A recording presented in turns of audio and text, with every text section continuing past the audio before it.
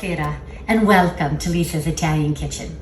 Tonight I'm making for you a perfect go-to dinner for Sunday dinner or during the week.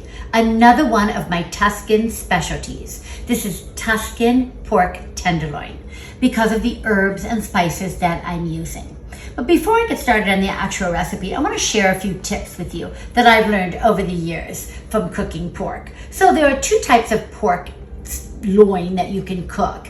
This, which is pork tenderloin, or the pork loin, which is much rounder in diameter, about 4 to 5 inches in diameter. You'll notice the pork tenderloin is only 2 to 3 inches in diameter. It's a leaner cut, and many people prefer it because, as you can tell, there's very little fat, but the fat that is on the pork tenderloin, it's important to put it upright so that when it cooks, it drizzles down and flavors the meat. This is very elegant to slice. It comes out in small slices on your plate. I love the pork tenderloin, the big pork, the one that's 4 to 5 inches in diameter, and I'm going to be making that for you in the future with my fig and Chianti sauce. But as I say, that's a little more of a hefty cut of meat, and people who want a more delicate pork cut go for the pork tenderloin. So this is very important. That's tip number one. Tip number two is you'll notice that I have my 2 pork tenderloins. Each one is about 1.25, 1.25 pounds. So we have a total of about 2.5 pounds. You have very little shrinkage, very little waste with pork tenderloin because in fact there is so little fat. But you'll notice I have them on parchment paper. So this is what I buy. I buy the old-fashioned, natural parchment paper. I've been buying this for 35 years, 40 years, and I love it. Never fails me. I put it under cookies. I put it under pork roast. I put it under roast beef. I put it under everything.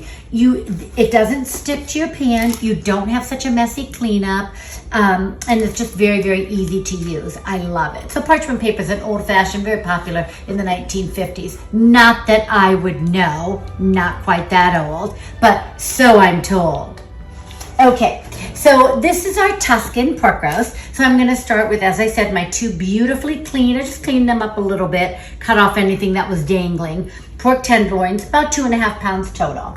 And what we do in Tuscany is we take extra virgin olive oil and we cover these nice and generously with extra virgin olive oil. Then I'm going to take salt,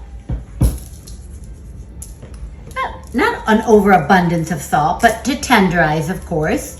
Salt's a tenderizer for pork. This is a tenderloin, so it's pretty tender already. I'm going to take a little bit of freshly ground black pepper. But the 2 most important spices that I'm using on my Tuscan pork tenderloin are fennel seeds and rosemary. This is imported rosemary from Sicily, best rosemary in the world, in my humble opinion, and fennel seeds. So these give a lovely, the fennel seeds give an almost anisette type of flavor, or licorice type of flavor to the meat. The rosemary is an earthy, rich, warm flavor. The flavors of Tuscany. These 2 flavors really sum up Tuscany beautifully. So we're going to be very generous with the fennel seeds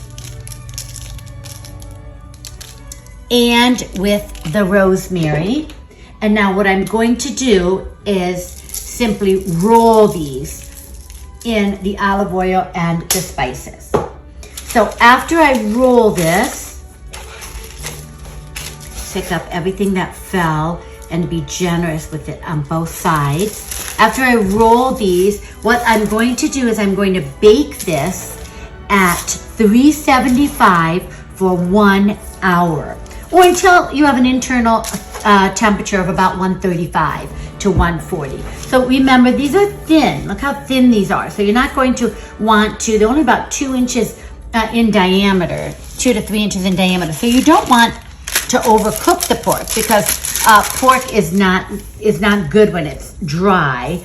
And these are already lean cuts of pork. Another thing that you remember is, of course, probably when you were growing up or when you were younger, you heard about trichinosis from undercooked pork. That really doesn't exist anymore because of the way the pork are fed and raised it's pretty difficult to get that. So if your pork is a little pink on the inside, actually it's very delicious and not dangerous at all. Of course, it has to be thoroughly cooked, but a little pink, like with your beef, is not bad for you, as it used to be many decades ago. So now we're going to put these in a 375-degree oven, and we're going to forget about them. Forget about it for an hour, and then you'll see how gorgeous this roast is. So the Tuscan pork tenderloin is fully cooked. Look at that. I'm just going to slice it at an angle because it looks so beautiful like that. And look at how it's perfectly cooked in the center. Just perfectly, not overcooked, not dry, just beautiful with these delicious Tuscan seasonings of rosemary from Italy and fennel seeds. And now we can just plate this on a really pretty platter and surround it by, I've just made a few roast potatoes, but you could do spinach parmesan, which is also in my cookbook, is perfect with this. Polenta is perfect with this. Any type of risotto or rice is perfect. So we'll just plate one of these. So yummy and delicious, and such a healthy dinner. And then we'll just put some of these roasted potatoes around the pork roast, and look at that perfect simple fall dinner for a weeknight, for Sunday, whatever you'd like. Makes everybody happy, adults, children, with a green salad or a green vegetable. Just perfect. So there you go. A little bit of Tuscany in your home with our Tuscan pork tenderloin. Buon appetito. Tutti a tavola. Ciao ciao.